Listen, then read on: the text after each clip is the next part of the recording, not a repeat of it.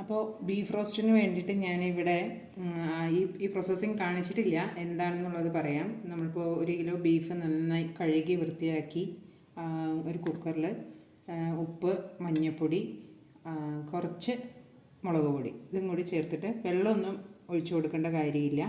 കുക്കറിൽ നന്നായി വേവിക്കുക. ഞാൻ ഏകദേശം ഈ ഒരു ബീഫിന് വേണ്ടി ഒരു 7-8 വിസിലൊക്കെ വരുത്തി.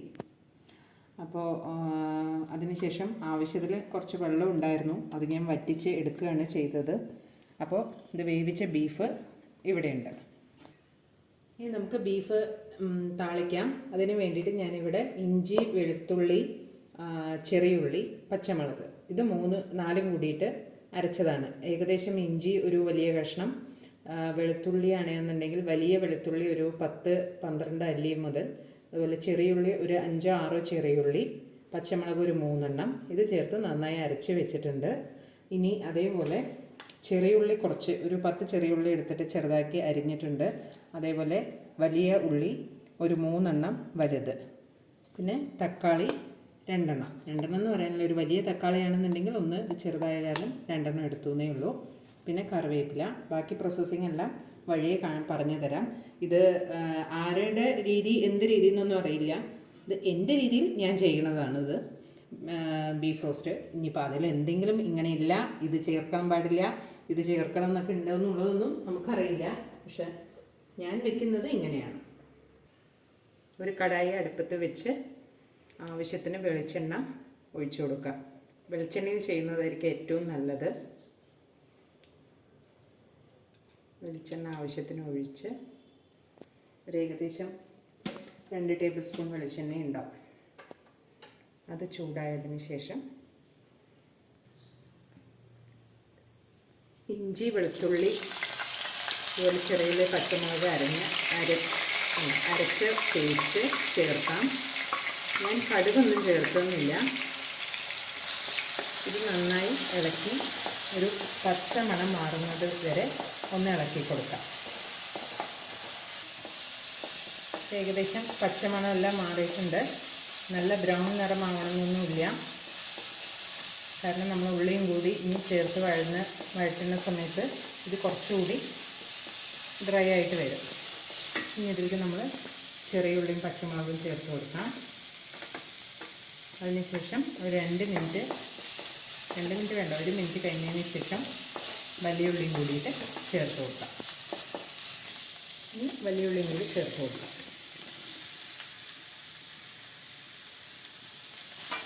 പിന്നെ ആവശ്യത്തിന് കറിവേപ്പില. ഇത് ഞാനിപ്പോൾ 2 തണ്ട് കറിവേപ്പില ചേർക്കുന്നുണ്ട്. നന്നായി വഴറ്റി കൊടുക്കാം.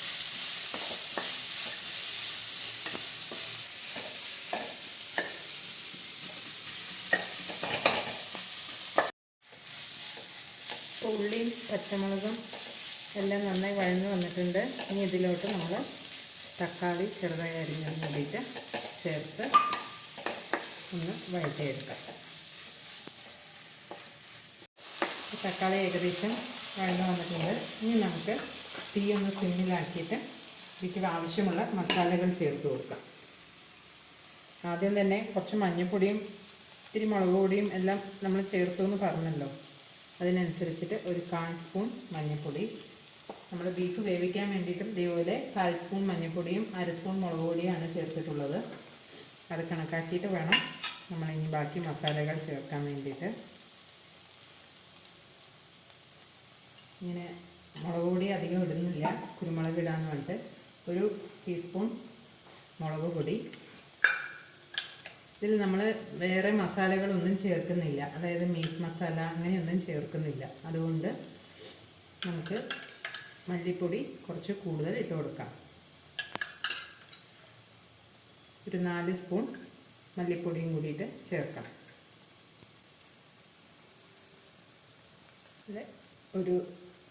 ഒരു ടീസ്പൂൺ കുരുമുളക് പൊടി, ഇനി ഗരം മസാല അതുപോലെ 1/2 ടീസ്പൂൺ ഗരം മസാല കൂടി ചേർത്ത് സിമ്മിലാക്കിയിട്ട് തന്നെ 1 മിനിറ്റ് നമ്മൾ ഇതിൻ്റെ പച്ചമണമൊക്കെ പോകുന്നത് വരെ ഒന്ന് ചൂടാക്കിയെടുക്കാം. ഇനിയും മഞ്ഞൾപ്പൊടിയും മുളക് പൊടിയും മല്ലിപ്പൊടിയും എല്ലാം നമ്മുടെ ഇവിടെ ചെയ്തത് തന്നെയാണ്, അതായത് വീട്ടിൽ തന്നെ ഇതായതാണ്. അത് കാരണം എല്ലാം വറുത്ത് ചെയ്തിട്ടുള്ളതാണ്. എങ്കിലും നമ്മൾ കുറച്ച് ഒരു മിനിറ്റോളം ഒന്ന് സിമ്മിൽ വെച്ചിട്ട് തന്നെ ചൂടാക്കിയെടുക്കാം.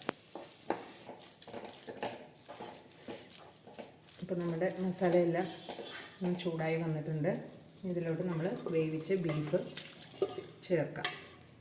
ഇതിൽ കൂടുതൽ കുരുമുളകാണ്. നമ്മൾക്ക് എരിവിനനുസരിച്ചിട്ട് മുളക് ചേർക്കുന്നതിനേക്കാളും നല്ലത് കുരുമുളക് ഇട്ടിട്ട് ചെയ്യുന്നതാണ്. ഞാനിവിടെ അധികം കുരുമുളകാണ് യൂസ് ചെയ്യുന്നത്.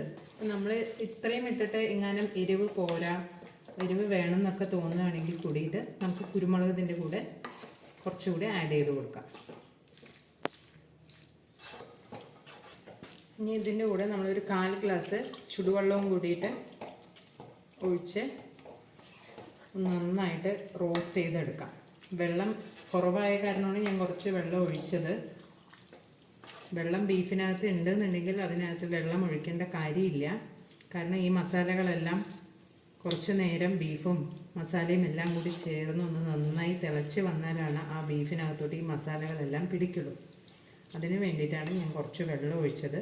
ഇനി നമുക്ക് തീ സിമ്മിലിട്ടിട്ട് പതുക്കെ ഇതിനെ റോസ്റ്റ് ചെയ്ത് എടുക്കാം. ഈ സമയം നമ്മൾ ഉപ്പ് എരിവ് എല്ലാം മതിയോ എന്നുള്ളത് നോക്കുക. പോരാന്നുണ്ടെങ്കിൽ ആവശ്യാനുസരണം ചേർത്ത് കൊടുക്കാം.